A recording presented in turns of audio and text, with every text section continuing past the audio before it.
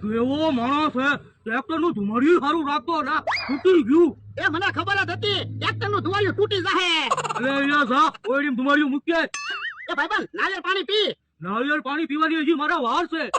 ઓય લો હું નારિયેળ મૂકતો આવું એ હરું ઓ બાપા જો તો ખરો કેમ ખાટલો ગોઠ્યો હું પીડ્યો એ વાંધો નહીં હું છું ભોળા દાદા એને હું પૂછે મને પૂછને હું પીડ્યો હે એમ કેમ કરતા પડ્યા જોને ભોળાએ ખાટલો હરખો નતો મૂક્યો ને એમાં હું પીડ્યો એ આને ખાટલો ગોઠવ્યો તો એ છોકરા કેટલા વાગ્યા એ 7:30 ને 5 મિનિટ થઈ હે તો મારે બોક્સિંગ કરવાનો ટાઈમ થઈ ગયો હે તું હજી બોક્સિંગ કરે હા એટલે તો જોને મારું શરીર ફિટ છે તો બોક્સિંગ નો શોખ તો ભોળા દાદા ને બહુ તું સાનો બનો બેહને હાલ હાલ ભોળા આપણે બે બોક્સિંગ કરવી ના રે ના હું બોક્સિંગ નથી કરવાનો ભોળા દાદા તમારા ભાઈ બહેન આરે તમારે બોક્સિંગ કરવી જોવે એ હારું બીજું હું હાલ હાલ ભોળા બોક્સિંગ કરવી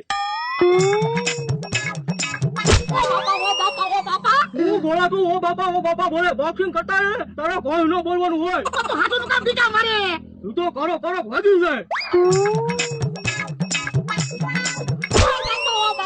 હવે મારે બોક્સિંગ નથી કરવી હો એમ થોડું હાલે ભોળા બોક્સિંગ તો કરવી જ જોઈએ ને મારો માણસ છે એને બોક્સિંગ કર એ હારું હાલ તો આપણે બે બોક્સિંગ કરવી મને પણ બોક્સિંગ નો આવડે મને તો આડે ધડ આવડે વાંધો નહીં હાલ છે હાલ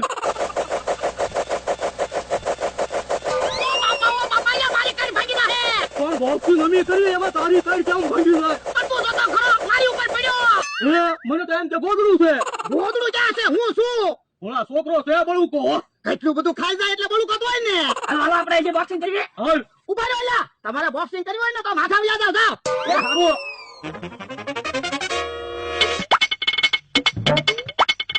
યો બોલો અહીંયા કેવા બોક્સિંગ કરતા હતા અને ન્યા જન તો જાણે ડિસ્કો કરે એમ બોક્સિંગ કરે અલ્યા એમ બોક્સિંગ હું કરો મારે આરે બોક્સિંગ કરતા હતા એમ બોક્સિંગ કરો ને તું ભોળા તું બોક્સિંગ કરવો ના રે ના હું નથી આવવાનો હે મહેમાન તો હજી રોકાણા લાગે ને આ જોને બોક્સિંગ કરે ઠીક બકુડા આલે ઓરાય તો શું છે એ તું કાક એવું વિશે ને મારો ભાઈબંધ ભાગી જાય એવું પણ ભલે નહીં રહ્યા તમારા ભાઈબંધ પણ યા ઈ મોટી કઠણાઈ છે જ્યાં જાય ને એટલી નુકસાની આવે તો 500 રૂપિયા આપો તે પ્લાન આપું અને 500 રૂપિયા આપું બસ હા, તમારા માણસને એને ઓલી વાડી જોવા મોકલો પછી તમે બની જાવ જનાવર બની બેવડાવશો એટલે ભાગી જાય એમ થાય લે એ અહીંયા તો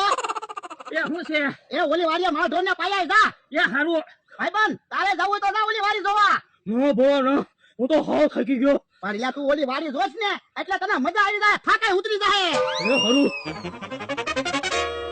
ભોળા દાદા હવે તમે જનાવર બની જાવ અને હંતાઈ જાવ એ હારું લે હા હંતાઈને એને બેવડાવજો એ હો હાશ 500 રૂપિયા તો આવી ગયા હું જોવે આમ થા આંબાના પાંદડા કોક ખાઈ જાય છે જનાવર ખાઈ જતું હોય કઈ માણસ થોડા આંબાના પાન ખાય જો બોલો હું કેટલી ધ્યાન રાખું તોય પાંદડા ખાઈ જાય તો પણ એક કામ કરી દે હું આંબે ઓયડી બને નાખ ને પછી તાળું મારી દેવાનું પછી કોણ આંબાના પાન ખાય જો બોલો કઈ આંબાને થોડા ઓયડીમાં બંધ કરીને રખાય તો પણ હરખી ધ્યાન રખાય ને હવે તો હરખી ધ્યાન રાખવી છે કયું જનાવર ક્યારે આવે ને ઈ જોવું છે એ છોકરા તમારો માલ ઢોર તો ઝાઝો છે તોય મને એક ટાઈમ કેમ દૂધ નો આપ્યું દૂધ તો બધું એની વેચી દેવી પણ મહેમાન આવે ત્યારે તો દૂધ રાખવું જોઈએ ને પણ દરરોજ બધાને દૂધ આપી તો ઈવડાઈને દેવું પડે ને હા ઈ હાસુ હે છોકરા તને ભોળો કેટલો પગાર આપે એ ખાલી 1500 રૂપિયા આપે ઈ હાસુ ભોળો સોયા કંજુ છો જનાવર ભાગો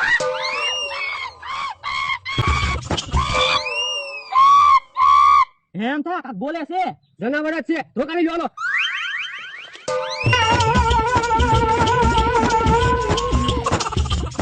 આમથી જનાવર આવે છે જનાવર બની અમને બીવડાવ્યો ઈ બીવડાવવા નથી આવ્યો આંબાના પાંદડા ખવાયો હવે હું થોડા આંબાના પાંદડા ખાવ કોણ આંબાના પાંદડા ખાઈ ગયો મને શું ખબર ડોહો હજી ખોટું બોલે હું કાઈ ખોટું નથી બોલતો હું તો મારા ભાઈબંધને બીવડાવતો હતો બાપા હવે ભાઈબંધને થોડું કોઈ બીવડાવે કે મારો ભાઈબંધ મોટી કઠણાઈ છે એટલે હવે ભાઈબંધને થોડી કઠણાઈ કહેવાય આ તો પણ તું બેજી તારી વાડીએ લઈ જા તને ખબર પડે કે કાકા ડોહો ખોટું બોલે બાપા ખોટું બોલે એ મારી ભૂલ થઈ ગઈ હું તમારી માફી માંગી લઉં તો વાંધો નહીં ડોહો કે કાકા હું કહેતો હતો ને ડોહો શેઠ લખન ખોટો હા આપણને પસાતો ગયો હે કેમ ફફડાટી આવ્યા મારું પેલો ભાજી વી આવ્યો પણ મને જનાવરની તો બીક લાગે છે ને તમારા ગામમાં તો બહુ જનાવર છે હું હા ઈ હાચું હો તો હવે રાજુ નથી રોકાવું 10-15 દી રોકાઈને વયું જવું છે મેં હજી 10-15 દી તમે રોકાવાના હા મહેમાન ગતિ આવ્યા હોય તો એટલા દી તો રોકાવું જ પડે ને હે બકુલભાઈ ભોળા દાદા ક્યાં ગયા ઈ આમ આવે હે ભોળા ભોળા દાદા કેમ એમ હાલો હું છું એ ગામમાં જાતો તો ને તો પડ્યો તું ક્યાં નાનો છોકરો છે ધ્યાન રાખીને હાલતો હોય તો પડી જાતે આ ઈ હાસુ બકુડા આમ હાલતો એ હારું હે યા બોલો કેમ બોલા છોકરાને એક બાજુ લઈ ગયો એક આ ગામમાં વસ્તુ લેવા મોકલવાના હશે ને એટલે તો પણ મારી સામે વસ્તુ મગાઈ લેવાય ને મારાથી હું શરમાવાનું આ ઈ હાસુ શું કામ છે ભલા દાદા ઓ બાપા એવો હું પ્લાન આપે કે આ એમ થાય મને ઢીબી નાખ્યો કેમ એ હું એની વાડીમાં જનાવર બનીને આવતો તો ને એટલે તો પણ એની વાડીમાં તમારે ન જવાય ને તમારી વાડીમાં જવાય ને પણ ઓલા લોકો આમાં આવતા હતા તો એમાં મારો શું વાંક આ તો હવે કાંઈક બીજો વિષય આ તો આપો 500 રૂપિયા બીજો પ્લાન આપું અરે 500 રૂપિયા વાહ એક કામ કરવી તમે ઈવડાઈને વાતો કરાવો ને આંબામાં મધ છે ને હું ઉડાડું ના રે ના તો બધી માખી અમને ન કરી જાય પણ હવે ને થોડીક મધની માખ્યું તમને કરડી જાય પણ તમારા ભાઈબંધ તો ભાગી જાય હા એમ થાય લે છોકરો મારે નાળિયેર પાણી પીવાનો ટાઈમ થઈ ગયો પણ હવે તો જમવાનો ટાઈમ છો હવે હું નાળિયેર પાણી પીવું એ હારું તો જમી લેવી ઈ આમ ભોળા દાદા આવ્યા હું જમવાનું બનાવી નાખું એ હારું ભોળા દાદા તમે ખાટલે બેહો હું જમવાનું બનાવી નાખું ના ના તું ખાટલે બે હું જમવાનું બનાવી નાખું એ હારું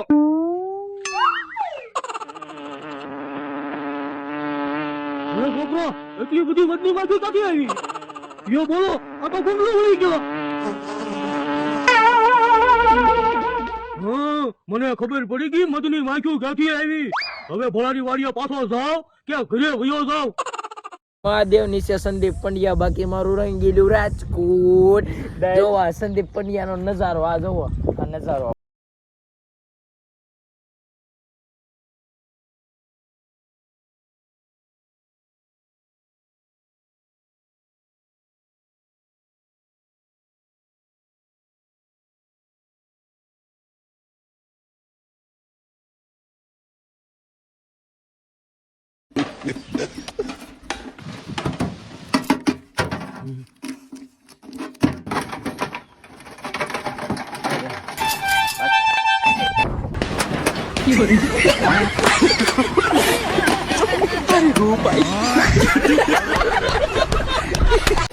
હા હું છું ભાઈ રિઝલ્ટ આવ્યું કે ના ના મારું ભવિષ્ય આવ્યું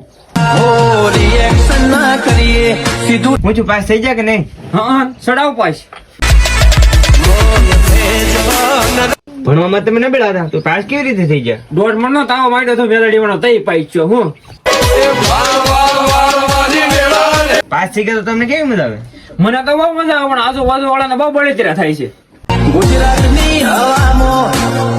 હવે તમે પરીક્ષા પાસ હો થઈ ગયા તો આગળ શું કરવાનો વિચાર છે કુંઢીનો તબેલો કરવાનો છે કુંઢીનો તબેલો તમે પાસ થઈ ગયા તો તમારી પાસે કોનો વાત છે દ્વારકાધીશ નો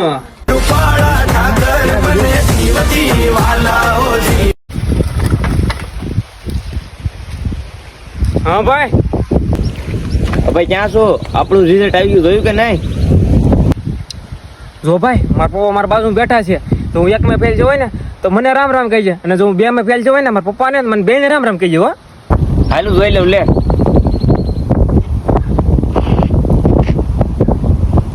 એ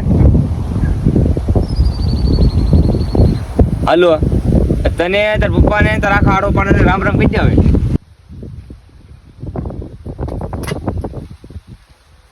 હાલો ભાઈ ખાતામાં 500 રૂપિયા પડ્યા હોય તો ગૂગલ પે કરી ને ભાઈ ખાતામાં કાંઈ નથી પડ્યું રોકડા પડ્યા જોતા લઈ જા 2 મિનિટ ઉભું રાવ હોય